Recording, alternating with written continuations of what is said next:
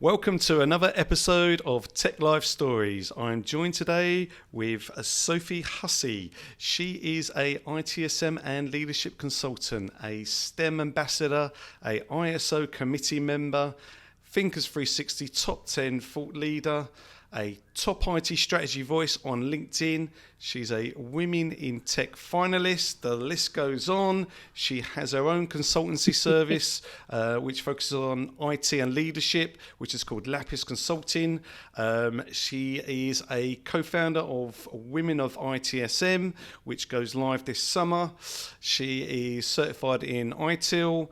She has worked for the likes of the Lewis Group, JD Sports, Lovell. She has a degree in business and management from Oxford Brookes University. She has 2 daughters. You live in Yorkshire. I hope I've summed that up right, Sophie. What do you think? Absolutely. That makes me sound way better than I was going to describe myself. So I absolutely love it. You can do all of my bios from now on. I think I get that response from most people. I think they like the fact I go and do my research. So it's a good start. Look, you've got so much background to you. It'd be great to dig in, obviously, a lot deeper. Where should we start? Let's start at the beginning, I guess. The best way to describe my career in tech and how it started was by accident. I'm older than I look, let's say. Never. And when I was at university, that was the first time I'd really used a computer. Okay. So I remember on my first day, I'd gone into this computer room and never seen so many computers at once. Well, my brother's Spectrum 64 doesn't count as using a computer. And I remember turning to the person next to me saying, there's this thing called email. How do I use it? So that was when I really first learned how to use a computer. And in my degree, I did a placement year in my degree where I was a sales and marketing assistant. I'm not a sales and marketing person. I hadn't done anything particularly with that in my degree. But I was helping the team in the office do a load of stuff in Microsoft Office. And I discovered that I was pretty good at explaining the techie stuff to non-technical people, even though I wasn't a technical person myself. So when I finished my degree a year or so after that, my first job was on a service desk, working for the brilliant Pink Elephant. And I was on a client site. It was 3M in Bracknell. This is going back a very long time, working on a service desk. And that's pretty much where my career in tech began. Very interesting place as well, because it was one of those things I discovered starting on a service desk. It was a really technical desk. There were 4 of us with 4,000 users, Lotus Notes, having to describe really not particularly complex things, but explaining to people who weren't necessarily tech savvy. And I was told back then that typically you'd be on the service desk for 18 months. I got off the service desk in 6 months and went into second line. And Nice. From there, my career has just sort of expanded to be, I went down a techie route, which is laughable to me because I'm not a natural techie. Like I said, there weren't computers at school. I didn't use computers.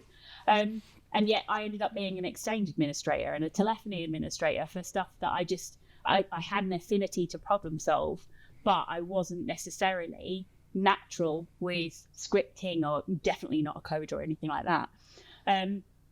But yeah, I mean, that was my sort of entrance into the world of tech, and I went down the techie route. And then before I knew it, I became a service delivery manager and then service management. And then the rest has just been this massive, almost explosion career-wise, with so many opportunities that have come my way where I feel very, very lucky, work with some fantastic people, some very large organizations. And it's just been a bit of a whirlwind, really.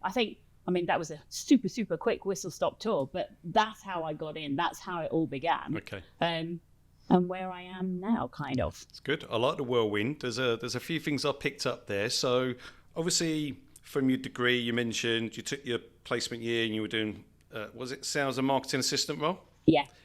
So, and you were kind of doing a little bit of techie stuff there. At what point did you say to yourself, actually, I want to go into IT, or I want to do something to do with technology. Was it at that point when you were doing that role? Because like you said before, that first time you used a computer was at university. So that when was that first point you kind of knew that technology was like a possible career option for you? In all honesty, and I warned you before we started that I would be super candid. It was kind of when I was looking for jobs in my fourth year at university. So I'm not an academic person. I've got a degree. I've done all that stuff. But I have to work hard for exams. I love to learn. I absorb the information, and I love that side of stuff. But the actual sort of the technicality of studying isn't very Sophie friendly. So I was talking to some people in my final year, some friends, and they had done a computer science degree, and they were talking about like servers and things. I'm like, oh, that sounds quite interesting. But it wasn't really until I was looking at like the job market, like where do I go from here? And I saw the opportunity with Pink Elephant, where you either needed 6 months experience in IT or a degree. And I thought, well, that gets me on a service desk. That gets me into tech. I liked that stuff. I was good at helping the people in the sales office with Office and the general kit. So maybe that's what I should do. Maybe I should try that. I think it's quite an interesting question because I don't feel like I'm somebody that's got a vocation. Mm-hmm. I feel like I'm pretty much a generalist, but tech is my home. I can embrace my inner and outer geek. And just be me. It just, I don't know, there's just something about it that when I was talking to people about it in my last year of university, and then, like I said, at the job market, I thought, I think I've got something here. I think I can do something here. I think I can learn. I think I can grow. But not just from the tech side of stuff, but also for all of the soft skills.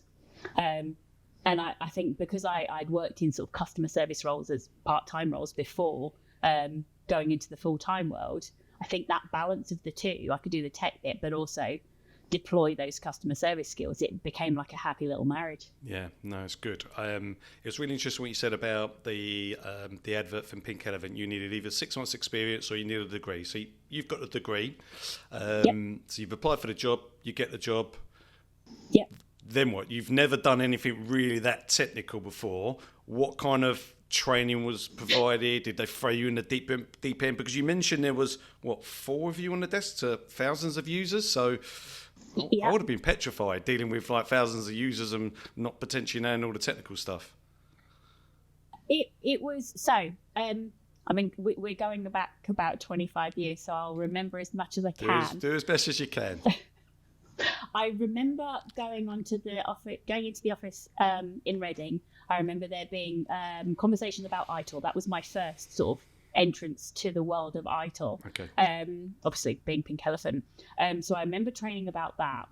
But because I was basically on a client site, it was learning on the job. Mm-hmm. And something that I am very passionate about is making sure that you have the appropriate documentation. So there was documentation, but there wasn't Sophie documentation that necessarily explained it to a wider audience. A lot of what I was taught, like I said, was on the job, but I learn things by memory. And once I've memorized the thing, then I can just do it without thinking. I remember there was one of the scariest bits. I used to have to do password resets on a mainframe. Had never heard of a mainframe before, didn't know what one was, had no idea what was in the server room or anything like that, so I couldn't even picture the kit that made this service work. But the text string that I had to type must have been somewhere in the region of about 50, 60 characters with spaces, different, not just words, not just letters, but also alphanumeric characters as well. It was interesting. It was very much a baptism of fire. Mm-hmm. But I think the thing that made it less scary for me was just deploying that customer service side, in that I was very open. Oh, just bear with me 1 second. I'm just trying to figure that out. I just need to check with somebody. And I've always found that being open and setting expectations with the people that you're working with, whether it's on the other end of the phone for a support call or your senior leaders, that goes a long way because they appreciate the honesty. Yeah. But it was daunting, because the other thing is, back then, there weren't like limits on how long you'd been on a call. And I remember one call, this I definitely remember. I remember being on a call for 45 minutes to one person, and I was trying to explain, because I said it was Lotus Notes, to make your mail work offline, you needed to drag and drop something. And I used every analogy within my possible brain that I could find, and every potential way of describing how to left click, hold it down, move the mouse, let go, to this person, because they didn't get it. But yeah, 45 minutes was the longest call that I was on trying to get something working. But it was daunting, but I also had no frame of reference. I'd worked in supermarkets before that, or a cinema. I didn't know what to expect from like the tech world or the support world. And I generally, my approach to anything is I just roll with it, see what happens, hope for the best. Wing it, and ask as they for say. help. Yeah, absolutely. Often I don't necessarily advocate it all the time, but sometimes being dropped in the deep end is the way that you learn the best. Yeah, you do. And certainly the experience I gained from that 6 months on the service desk, it set me up for how to manage service desks going forwards. Okay, and we'll touch on the next stage, but just one thing I wanted to mention, because you mentioned Lotus Notes. I think for some of our listeners, they've probably never heard of Lotus Notes. I have. I've worked in the IT recruitment industry for 25 years, and I used to regularly recruit for Lotus Notes individuals, and it used to kind of sit better, I think, on Novell back in the day rather than Windows. But I don't think it's around no more. Am I right in saying so? I don't think so. I haven't seen it in years. Everywhere I've worked is typically a Microsoft house since. But I think the last time I came across Lotus Notes must have been a good sort of 15 years ago. It was interesting. It was not as easy to use as the day-to-day communication tooling that we have now. Okay. That's the best way I can describe it. And from my knowledge, it was another equivalent to Exchange, Outlook, like mail, right? Am I right in saying so? You had that, but you also had, it's like lots of mini databases. So almost like apps and databases in this one tool. So you had a mail bit, and people could customize, I think, different apps depending on what they needed. So it would be like, if you imagine having loads of, this is going back as well, Microsoft Access databases in one platform.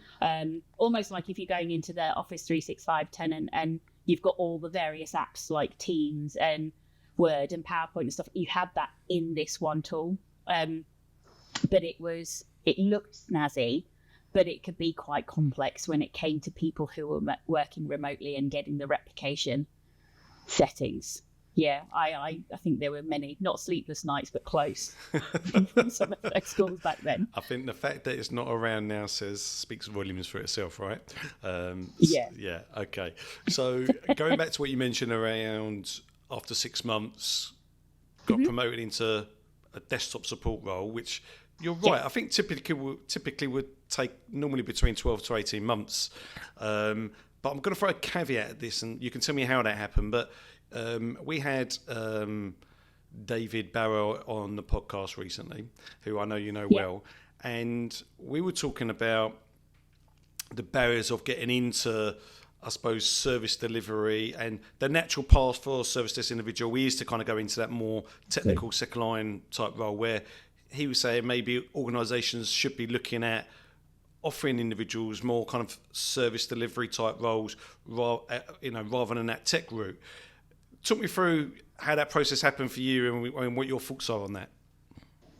I completely agree. I think the natural instinct when people talk about any role in technology is that you're going to be a technical person, but you don't need to be technical to work in IT. I think one of the most important skills that you can have is problem solving besides stakeholder management.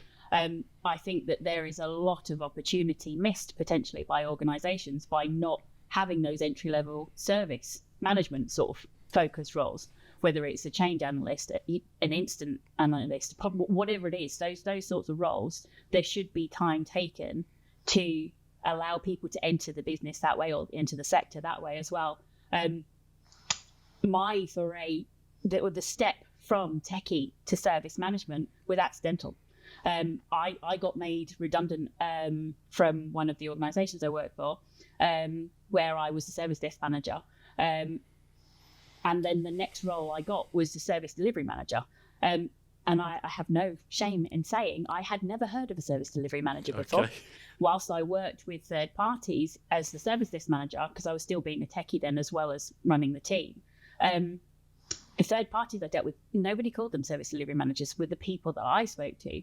So I knew what the job spec was. I knew what the remit was. I knew ITIL and tech and how services were delivered. But this first role, I was like, oh, okay, I need to do all this extra stuff. And there's a different focus. I was glad to step away from the tech, but it was also a little bit daunting because I wasn't quite sure what the expectations were, because at no point up until then, I must have been working in tech maybe 14-ish years at that point. Wow. I had never heard of service management as a thing. I knew about ITIL, like I said, and everything that I was implementing. I implemented enterprise service management without even know that's what I did. But there were these things that I was doing best practice without actually knowing it. Whereas I think, exactly as you were saying about the conversation with David, there is a route that could be there from the beginning.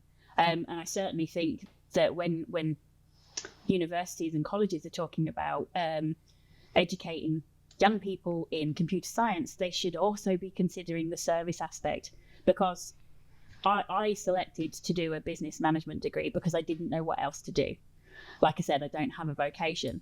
Had I known then that service management and tech was a way to go, then that's probably what I would do. I think there is a massive scope for us to educate people on alternative ways. Tech is more than coding, definitely.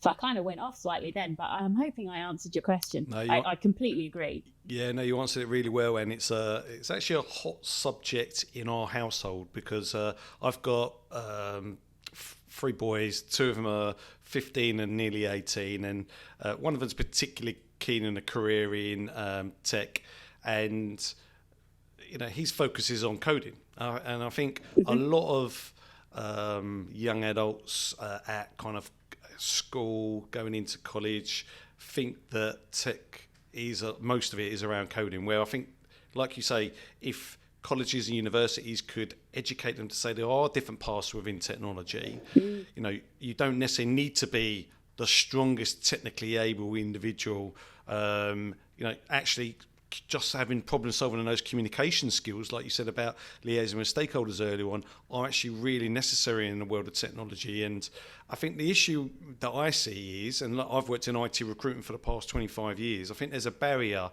I think there's an expectation from employers on grads coming through to only look at them from a technical point of view and not to look at them from a non-technical point of view. I suppose it'd be interesting to hear your insight in how do we change that perception? How do we get organisations to look at graduates in a different way, to give them that kind of service management career path that some of them probably are better suited to, rather than having to go into a technical role initially? Does that make sense?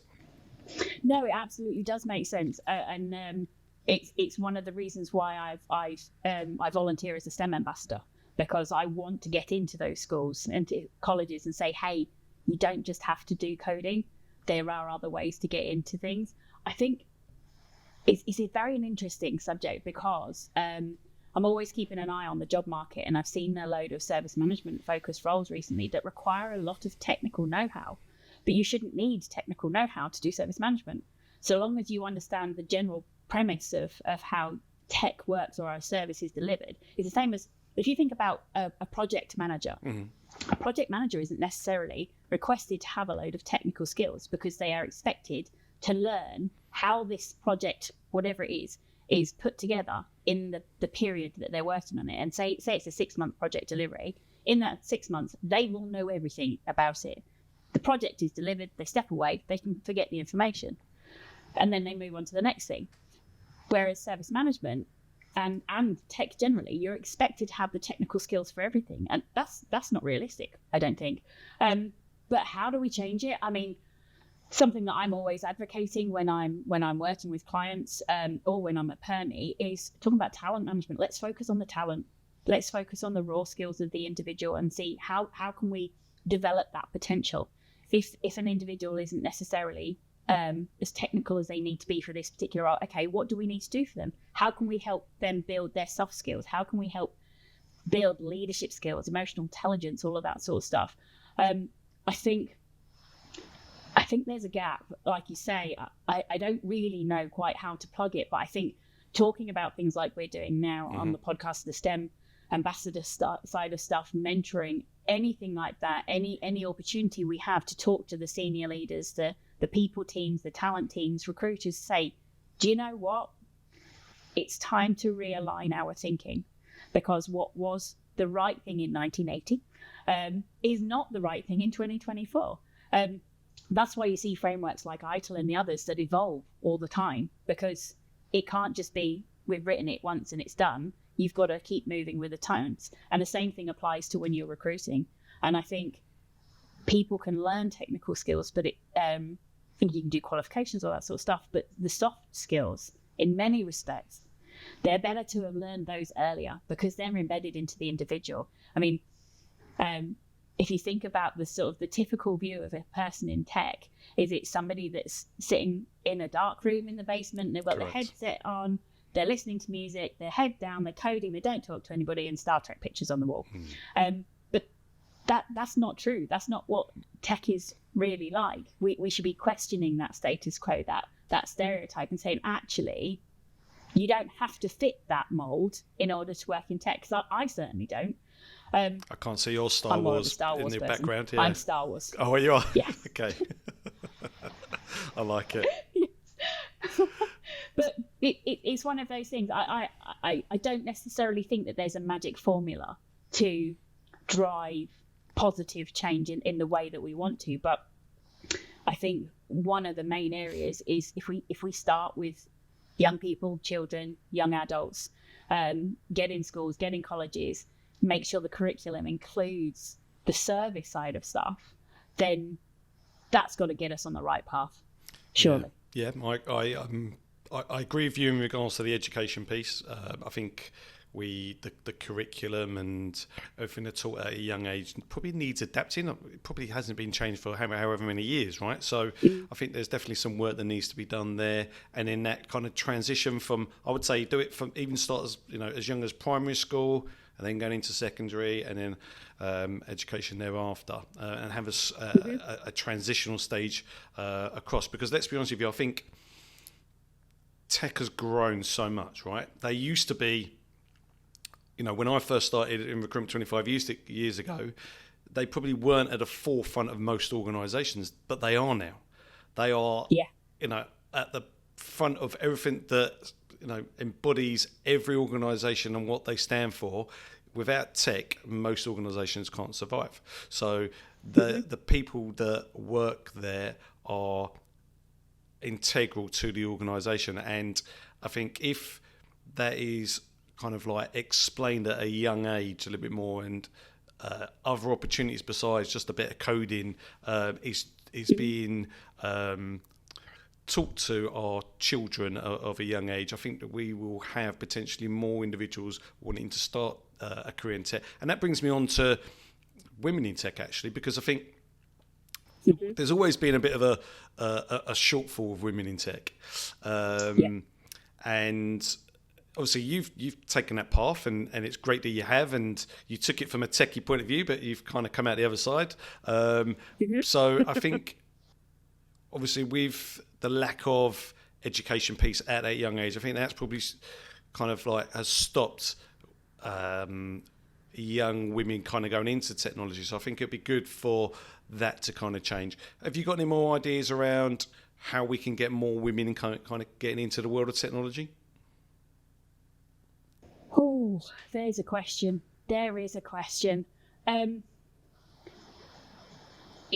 Okay, so I'm a mentor as part of the Women in Tech program that Read Technology do, but also through people that I've worked with in the past. And it's not just women, I mentor men as well. I have some very interesting conversations with my mentees. Their age ranges from like 24 all the way to close to my age. And I often talk about what tech was like for me back when I started. And I had a brief period on the service desk where it was an even mix of men and women. And the team leader that I had is someone that I will love forever because she was a really great role model. She was the only role model that I had of a woman in tech. I didn't have anyone through the rest of my career until the last couple of years. So in that big chunk of time, I've worked in a very male-dominated environment, and I've had to learn how to adapt. Not adapt, but I've molded myself to a degree to make it work. Mm-hmm. Now, when I'm talking to my mentees, particularly the younger ones, I talk about, I'm hoping that you won't experience the same things that I've experienced. But then through some of the conversations, it's quite surprising that it's disappointing, actually. I'll say that some of the things that have occurred to them happen. Now, when it comes to getting women into tech, I think going back to that whole recruitment and looking for the technical skills thing, there are loads of women who are super techies, who are brilliant coders, and I know I've met loads of people who are way more techie than I was when I was a techie, but it's almost like a barrier in a different way. I think there needs to be more advocacy. David and Lucy Grimay, they talk. They're speaking at SITS next week actually about allyship. There is a lot to be done there about advocating for other people. It's a really fine line, because I've been put forward for a role before and told openly that I was put forward because I'm a woman. I don't want to be put forward because I'm a woman. I want to be put forward because I'm the best person for the role. And I always believe that you should be recruiting based on talent. I think the best way to get more women involved, it goes back to school. My eldest daughter, when she chose to do computer science at school, she was the only girl in the class. She came home on the first day in year 10 and said, I don't want to do this anymore. I'm the only girl in the class. Her teacher and I had conversations with her, and I said, let me tell you this. You can make that work for you, because we can talk to the teacher. You can be the first person into the room. You can decide where you're going to sit. And the boys are going to be fawning over you because you're the age you are and teenage boys and all that sort of stuff. But you can make it work. There is actually a lot to be said for being that sort of unicorn in the room, that person that stands out, because you can make your mark in a different way. It took a lot of persuading, but she ended up staying in the class. But we should be doing more to get young girls to think, actually, there is that career there. And again, going back to the whole thing about if the curriculum included service roles as well, not this is for guys as well as girls, but to show that there are other ways to go, because that stereotype of what people think an IT person is, what you see in TV and film, is what young people will see. Yeah, exactly. Because and whatever they see on social media and TikTok and all that sort of stuff, that's what they think is the reality. Whereas, actually, that's not the case. You don't have to fit into one of those molds. There's all this opportunity open to you. So I haven't really answered the question. No, you have. It goes back to education. It's tricky. It does go back to education, I think. And I think what would be really interesting to know is, because obviously you're the co-founder of a new setup for women of ITSM with Lucy Greenwade and Georgina Otabella, who have both been on the podcast recently. And it's great to hear. And I know that's kind of going to launch this summer, but tell me a bit more about that. What's going to be involved? What can people expect from that? Well, I don't want to tell too much because I don't want to spoil what's going to be launching in the summer. But there's so much stuff out there where there isn't necessarily not the right focus. Let me think of how I want to word that. We want there to be a space, a community for women in service management, where they can get advice, they can use resources, where they can ask sometimes what might feel like the stupid question where they don't feel comfortable to be able to ask it somewhere else, but they can ask within the women of ITSM. And it's almost like a support network to a degree. I'm very excited about it. Lucy, Georgie and I have had some fantastic conversations, and I can't wait for what we're doing. I'm very excited to show everybody. It's going to be good. It's going to give lots of opportunity to people, lots of resources, lots of learning, development opportunities, all sorts of things. I'm being very vague on purpose. Oh, you can be vague. I don't mind. You've given us a little insight at least, which is nice to know. Does that mean we're going to maybe get to see some, I suppose, some like TikTok videos of what it's like behind the scenes of, women of ITSM, maybe something like that, and maybe, like we say, maybe 100%. you could be the catalyst for the education piece for some of these youngsters at school at the moment. Oh, absolutely. Georgie and I were on a panel in January for the ISO 27000 committee talking about how can we motivate and inspire the younger generations to get involved in service management. And one of the things I said there was, hey, why don't we use this thing called TikTok? I still don't understand it. I'm happy to scroll on it every so often. By every so often, I mean all the time. But why don't we use that media? Why don't we use what's available? Because if that's what the young people are using, then those of us middle-aged people, Lucy and Georgie are not included in the middle-aged bit, but we need to get on board. We need to figure out ways. What are the trends? How can we get more people interested? So that the whole thing with women ITSM, it's everybody. Yeah. Everybody. Doesn't matter how old you are. If you want to be, if you're starting at 16, 17 and you want to get involved, get involved. Mm. If you're at the sort of sunset of your career, is the nice way people say it, still get involved. There's everybody is welcome. But yeah, there will be all sorts of exciting things. I am going to have to practice my best video faces, and I'm hoping that I won't have to do any dancing.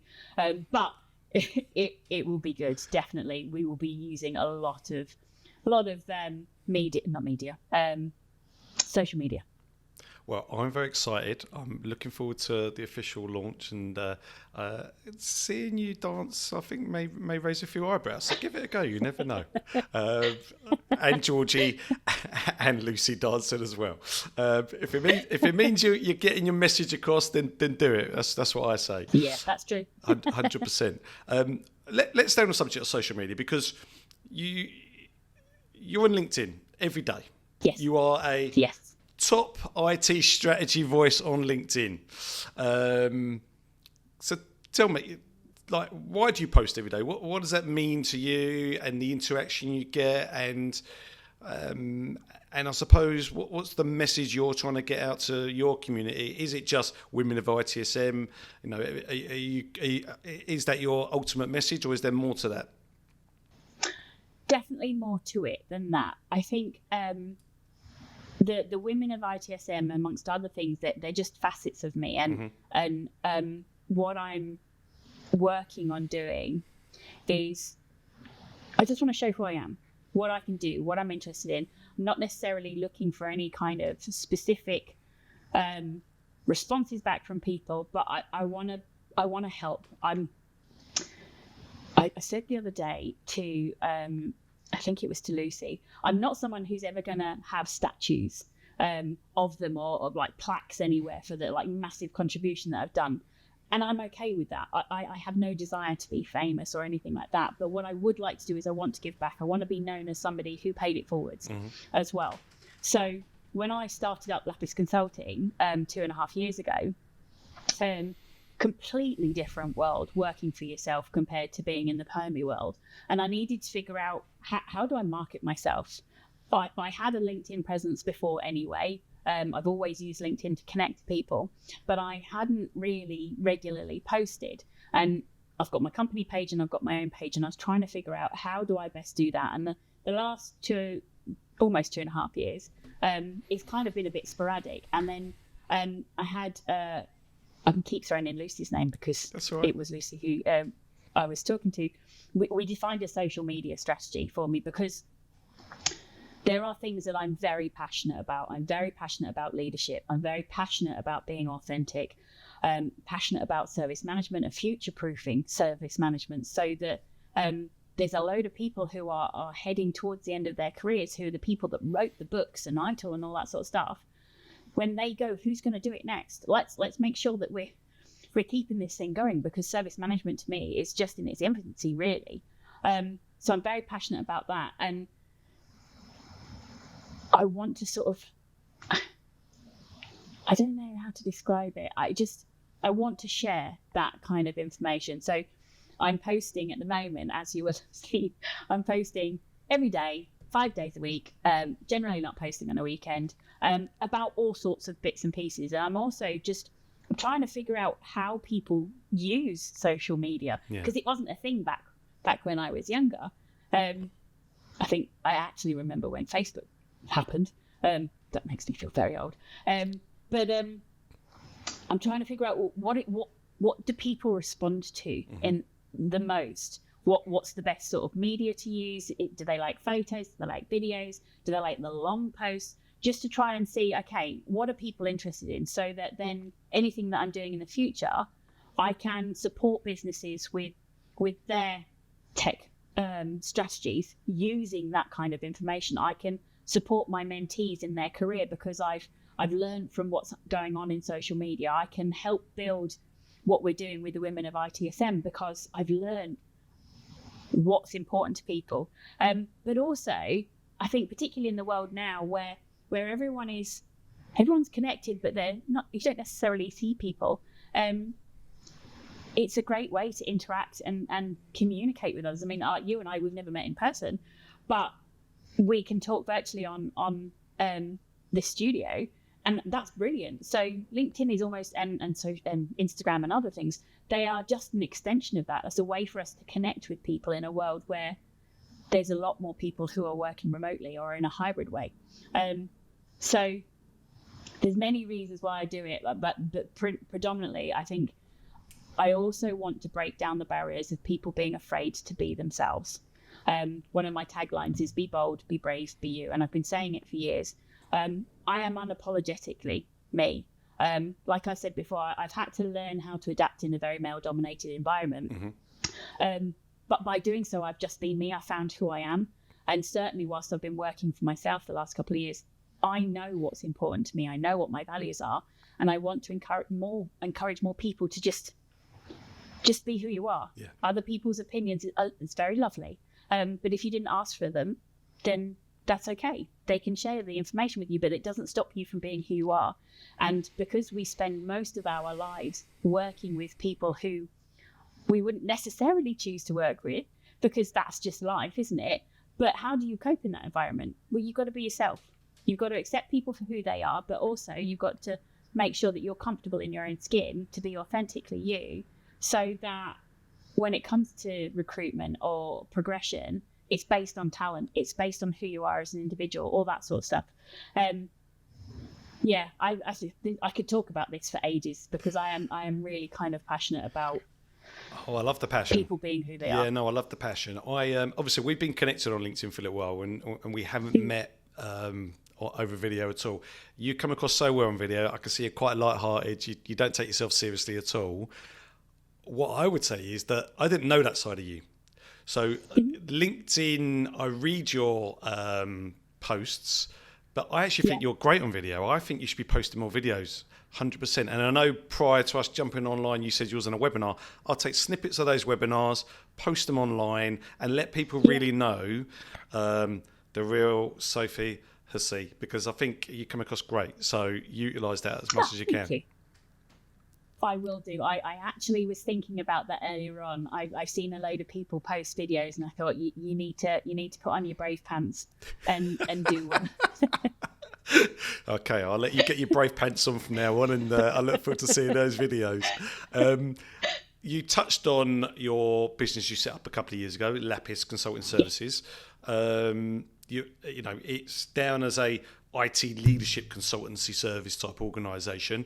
I suppose for some people who are maybe listening that may be interested in what you're saying and maybe might want to hire you, tell them a bit more about the consultancy. What can you do? What can you offer? How can they get in contact with you as well? Okay. Generally, I'm a bit of a generalist, so and I don't like to just sort of peg myself in one hole. So the services I offer are service management, because I know service management inside out. I know tech inside out. So I can advise organizations on how they approach the delivery of services from inception all the way through to decommission. Mm-hmm. But also the additional stuff I do when it comes to leadership consulting is I was a senior leader in my last permanent role. Excuse me. And I've got the experience of leading large teams as well, and everything that goes with that. So talent management, what's the succession planning? Where do people sit on the talent matrix? How can we make sure that we get the most out of our teams and develop them in the ways that they want to? I advise people with that. I can advise people with their IT strategy.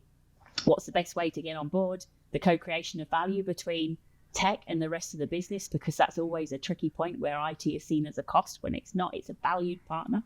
And operating models, pretty much everything to do with the delivery of service from the people involved, pulling in the right people from tech. I don't do the tech myself, but I do know a lot of people who do, and a lot of organizations who do, as well as people who can recruit the right people. Mm-hmm.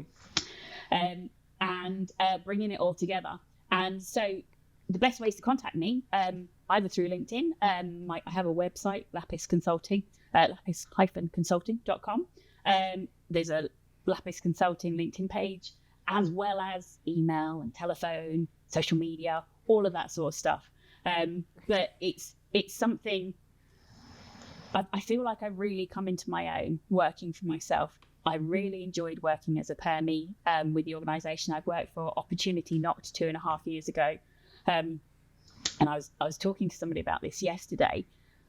As a permie, you are, there's so many benefits of being a permie as much as working for yourself, but you are working to the organisation's goals. And in order to do that, you are, in many respects, not restricted, but kind of restricted, because it depends on when the budget time is. It depends on who's doing the strategy, who's responsible for the various bits and pieces. Whereas I was always interested in all of those things, but I had to wait until it was my time to do things. So now as a consultant, I can give my ideas to companies who are at that time where they're looking at the strategy or the operating model, or they're transforming how they do their service provision. I can come in and say, hey, do you know what? You've got all this stuff that you can do. You can do this, you can do that. You can consider this option. You can use this tooling. And I've got this sort of wealth of experience and ideas that I can give to people so that they can deploy it in whichever way they want. Good. I like it a lot. You mentioned in your sum up there, obviously service management's your forte, and implementing from like inception to end. Just talk me through that cycle a little bit. Like what does that look like? So it may not be the official terms, or may not be using it in the best practice framework terms, but to me, the service pipeline. So from the idea, somebody wants something from a tech service to deliver whatever value it is that they want to deliver. I can help them from that very idea. Mm-hmm. Firstly, the first thing we should always do is do you already have something that does this thing for you? Do you have a service catalogue? Do you have the information available to you to be able to deliver that value without having to spend however many thousands or millions of pounds on something new? So it's all about that identification. But then, okay, if you are building a new service from scratch, what do you need? And I don't mean necessarily I don't mean just the coding. I mean everything, the entire service. What do you need documentation-wise? What do you need support-wise? In order to actually deliver this thing, do you need to work with third parties? If you do, how do you onboard those third parties? What are you looking for? So all of that kind of cycle. And then the transition cycle, excuse me, frog in my throat. The actual transition, you've built this thing. Now we need to get it ready to go in. What do we need to do? How do you bring people on the journey? How do you speak to your stakeholder and say, hey, we're doing this new exciting thing. What do you need to know about it? How can you use it? Why are we doing this thing? Because quite often your customer base might not know why you're doing this new service. Whilst the business stakeholder knows what they want, say it's a new finance service, they know that they want this particular thing. The user base doesn't necessarily know that. So you've got to be able to communicate that and bring people on the journey, because ultimately it's organizational change in one form or another. So you do that whole transition, and then you've got your live service. And most people think that that's where that ends, but it doesn't. So you've got your support, your service improvement, your evolution of the service. But at some point, that service isn't going to add any value anymore. And it's going to need to be switched off. But you can't just switch it off. Because if you just switch it off, something's going to go, and their heads will roll and there'll be all sorts of drama. So you've got to figure out, how are we going to do that? At what point do we decommission? Are we replacing it with something else? How are we going to manage that entire situation from an organizational change perspective, as well as the zeros and the ones to switch off the thing? So when I'm talking about like the delivery service, I'm thinking from all the way to somebody's had this bright idea, I want this bright and shiny thing, to we don't need that anymore, let's switch it off, and all of the mess that comes in the middle. I generally like to think, I'm going to quote a framework, I like to think and work holistically, to make sure I'm thinking big picture all the time, but not just from tech, but also the business. Okay. Because tech wouldn't be there without the business. The business these days, like you said before, wouldn't be here without the tech. The two have to work together. They are valued partners. They co-create value. So, big picture. I just see it as like this constant wheels, like on a train, just going round all the time. And I could see your passion coming out then, which was lovely to see. But from an organisation point of view, from a size point of view, is there a sweet spot from a size point of view where service management really comes into its own? Because at what size would you say, utilising someone with your skill sets would work best? Are we talking like thousands plus user base, or can we go as low down as 100 plus user base effectively? Yeah. I would say it doesn't matter what size your organization is. I think everybody who provides any kind of technology-based service needs an element of service management. The way I always go about it is, some organizations want to, we use ITIL as an example, they want to have all of their processes and practices that are completely aligned with the best practice framework of ITIL.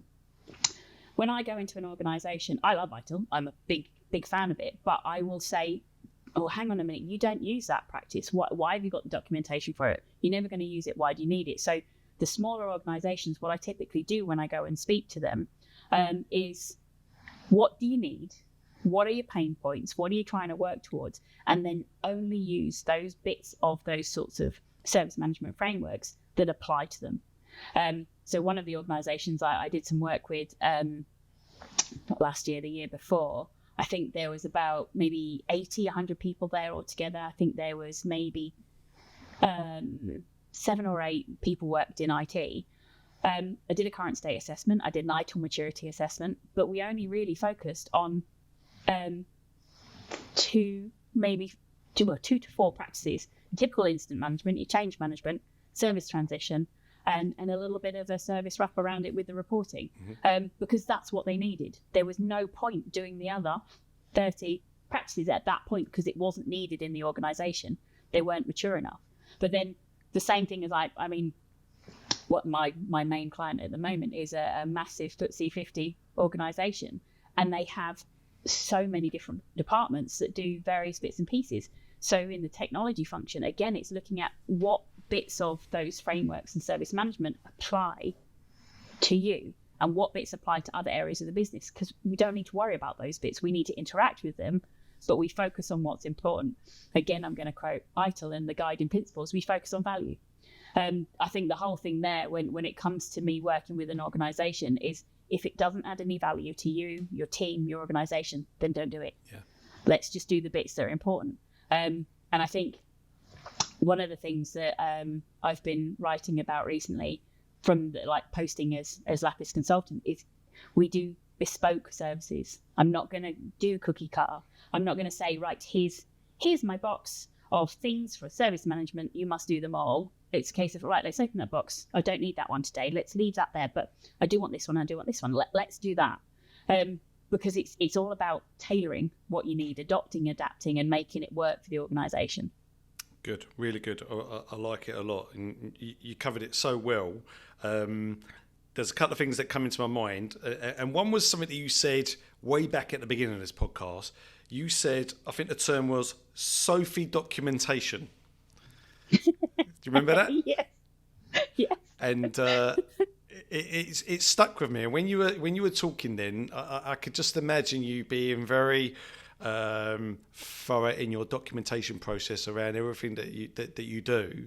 How important would you say is the documentation process in the type of role that you do, for the type of organisations you work for? Because I can imagine, particularly maybe like some of those small organisations, they really need that documentation in place to ensure that everything's laid out clearly and is set up for the future. Am I right in saying so? Oh, definitely. I think it's an interesting one. So when I talk about Sophie documentation, it's... I like the way you're laughing at yourself. It's just the way my brain works, honestly.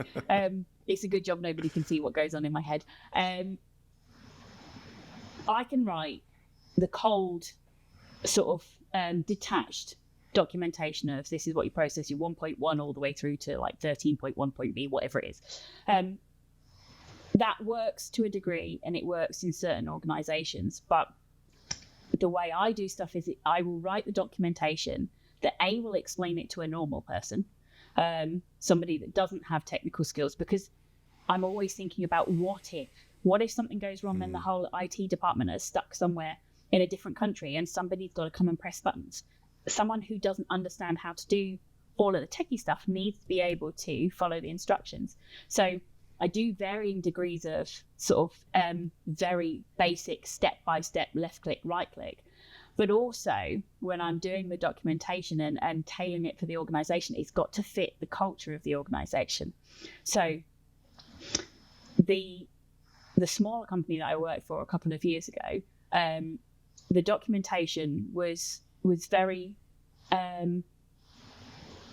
you could read it from any kind of best practice book, in that you go in any organisation and the process would be pretty much the same. The organisation I'm working in at the minute, the big FTSE 50 company, very dynamic, fresh, exciting organisation with quite a young colleague base.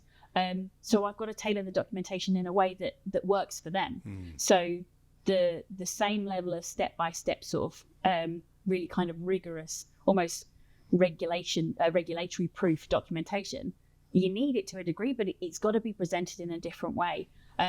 So one of the things that I've been doing recently is, rather than doing the typical headings of incident management, major incident management, is what happens if something goes wrong? The heading is like that. And then who do you call? What do you do next to try and sort of modernize it and bring it to life? I think documentation is incredibly important, but you have to tailor it to your audience, because if you give them something that looks like it's written from way back when in the 1970s, 80s, that doesn't apply in an organization, and no one's going to read it. You don't want to write a document that nobody cares about, because you need that process to be lived and breathed, because then the documentation isn't just that Word document of this is how you do stuff. It's the training material that goes with it. It's a one-page document that people can refer to, or it can be a video of explaining things. One of my previous, a different client, I had walked everybody through the service transition framework lots of times, to the point where I just thought, you know what, why don't I just record the video, highlight all the various bits and pieces. They've got that forever now, or as long as they want to keep it, because that's another way. That was, again, another sort of really innovative, fast-paced organisation where the documentation was great, but they responded really well to video. So I wasn't on camera for that one, although I still have I would take the note what you said before. But it worked for them as well. So I think going back to the documentation is incredibly powerful. But going back to the whole value, if it doesn't add value, then don't write it. Yeah, no, I get it. Do you know what? I hadn't thought of it from writing it from the voice of the company or the cultural point of view. I hadn't thought of it like that. I'll be honest with you. I thought a lot of it could be cut and paste from a previous type of documentation. And I did. I'll be honest with you. And also the way you spoke about every organisation is different. Some prefer, like you say, old school documentation. Some prefer video, and you've got to understand that client and how they want to have that translated to their user base. And so I can see clearly now a little bit more of how that happens, which is great. So I get Sophie documentation a little bit more now. I do the copy and paste a little. I do have a load of stock process documentation. Don't tell your clients that I work from a base. I do, but because, like I said, because I don't do cookie cutter, I'll take the foundation and then I'll make it something that's bespoke for them. Okay, good. So any clients listening, she always makes it bespoke for you. Yes, 100%. Another thing you touched on, you mentioned kind of leading large teams in the past. What kind of size are we talking about? The largest team that I led was about 130 people. With a mixture of this. I didn't have that many people reporting to me. It was basically my last one of my last contracts. I was the director of service operations on a fixed term contract.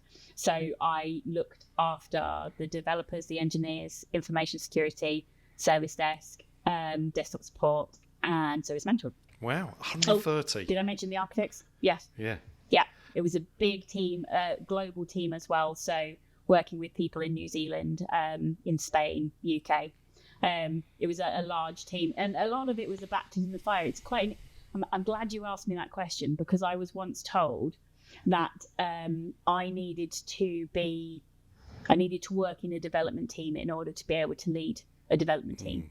And I have always said, I don't agree with you. That is not true, because I don't need to understand how to do the thing. I need to understand how to lead the people.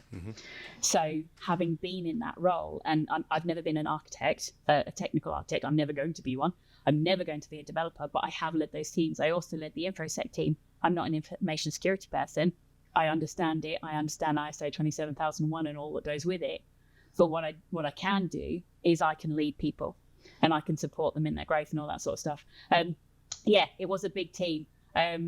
I think before that, the largest team that I'd had was probably the direct team was 22, but I deputised for the CIO in my last permit role as well.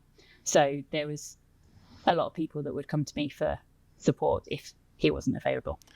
Okay, it's taken me a step back. I'll be honest with you, the 130. Out of those 130, and obviously they're not all direct reports, how many of those would you say are direct reports for you to kind of manage on a day-to-day? There was, I believe, 1, 2, 3, 4, 5, I think 7. 7, okay. Oh, well, until I had the information security team, and then it went to 22. Again, a different 22 than the one I was talking about before, but for the most part, it was 7. So I had heads of, and then they had managers who then had team leaders who then had the team. Yeah. Okay. All right. We don't have to base it on the last company, but when you've been responsible for recruiting in the past, have you recruited at like entry level before? Yes. Okay. So for those listeners that are either entry level or looking to kind of get into a career in tech, what do you look for in an individual? Like, what are the things that people should be kind of like thinking about answering at that kind of like entry level type interview when they go to one? I think the most important thing would be your interpersonal skills and to be able to communicate. I don't expect... I get tongue-tied all the time, and I've been working for forever. I don't expect people to be perfect, but I think if you can show that passion, that drive, that is one of your biggest selling points. Because, like I was saying before, you can learn techie stuff. You don't necessarily need to know all of those bits and pieces. But if you can have a conversation with somebody, if you can say what you're interested in, or even say, yeah, I don't know the answer to that question, I think just that being who you are and not worrying about it. I think that's really, really powerful. I think when I have recruited for somebody who's entry level, I've recruited apprentices before, so people who are 16, fresh out of school. I always struggle a little bit with some of the organisation's recruitment processes at that point, because most companies do competency-based questions. You can't ask a 16-year-old a competency-based question because it doesn't relate. So tell me your strengths and weaknesses. That they're not going to have a stock answer for that, like somebody who's been working in the business for like 10, 15 years. You've got to tailor the question. So what motivates you? What are you interested in? And then through those answers, then you're giving the people that you're speaking to, the younger people, the opportunity to shine without saying, yes, I've got all of these qualifications. Yes, I've got all this experience. I think it's, in many respects, when you're recruiting or looking for a role, when you're coming into your first sort of job as a full-time person, is you've got to show that passion. You've got to make it accessible to them so that they can answer the questions, so they get a fair shot, the same as someone who's been working in the industry for 10, 15 years. Yeah. So I would say, like, predominantly, like I said, being able to share what you're interested about, but not being afraid to say, I'm sorry, I don't know how to answer that question. Because for me, I almost give people more respect and sort of higher markings, because they've said, actually, yeah, I don't know. I don't know how to answer that question, or can you explain that to me in a different way? Because the other thing is, those people that have been recruiting for a long time, they're very set in the ways. Like, I try really hard not to talk in service management jargon. I don't like business speak anyway at the best of times. But I sometimes have to remind myself, actually, I'm talking to my 15-year-old daughter and she has no idea what I just said. She doesn't know what service management is, even though I have explained it about 10 million times. But I've got to then change it into language that means something to them. I think people who are recruiting need to make sure that the language that they use is accessible to the younger generations, and they're not making assumptions based on, this is what the job description says, and it says you've got to have all this. That's almost not relevant. Because you're recruiting talent, you're not recruiting a piece of paper with a list of bullet points. Yeah, and I completely agree with what you're saying. I think everyone needs to adapt to the individual and how they're going to translate that into. So yeah, talking to them in jargon that they're not going to really understand is pointless. So I completely get where you're coming from. To be fair, I could go on talking to you for a long time, but we do need to wrap it up. We've gone over the hour mark, so my editor's going to tell me off, because he only likes to edit an hour's worth of podcasts. But I've got one final question, and I always like to find out, where do you see the kind of like the future of technology, and in particular the kind of ITSM world? Like, do you see a lot different to where we are today? Not massively different in some respects. I think when I talk about future-proofing service management, I'm dropping the I and the T from it. Mm-hmm. I'm thinking the wider thing. I think the frameworks, the approach to the delivery of service is more than technology-wide. It's business-wide. And I think the evolution of service management and technology will involve that sort of education from the C-suite of, actually, IT is a valued partner. We are all working together, this machine that works together. I think there is a real opportunity to drive best practice without bureaucracy, if that makes sense. Yeah, it does. We can do things the right way by adapting, but it's an evolution of all the functions going together. I think, from a tech perspective, obviously you've got AI and everything that goes with that. But you will always have the human element. So yes, you've got to do all these things with service management. You've got to go with the times, but you've got to keep developing and investing in your people. Good. Great answer. Thank you very much. Thank you for being on Tech Life Stories. It's been a pleasure talking to you. Is there anything you want to say to finish off? The only thing is, if anybody wants to connect to me, they can connect in LinkedIn or on Instagram, or send me an email. I'm happy to talk to anybody at any time. But thank you so much for having me. I had the best time. No problem at all. For the listeners out there, I will include in the show notes a link to Sophie's website and her LinkedIn profile so you can connect with her. Sophie, thank you again for coming on, and I will see you soon. Thank you very much. Bye-bye.